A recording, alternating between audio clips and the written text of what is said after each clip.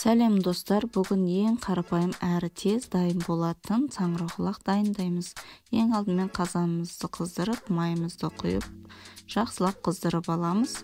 Пиязымызды салып, қуырамыз, жақсылап қуырамыз. Ескертетін жайт, саңырауқұлақты қолданбас бұрын бір рет суға қайнатып алуымыз керек.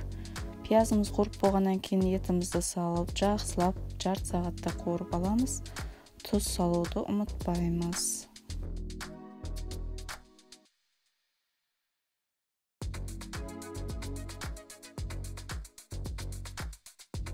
Етімізді қуырып атқан кезде бетін жауып, жай отта біраз бұқтырып алсақ болады.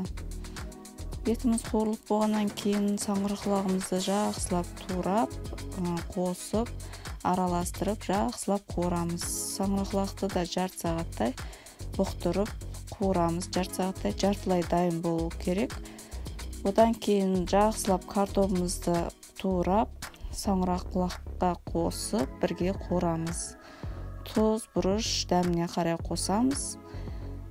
Дайын болатын кезде кішкене су құйып, тағы бір 15 минутқа бұқтырып қоямыз. Видео рецептім пайдалы болып жатса, лайк басып, подписаться етуді ұмытпаймыз. Ас болсын!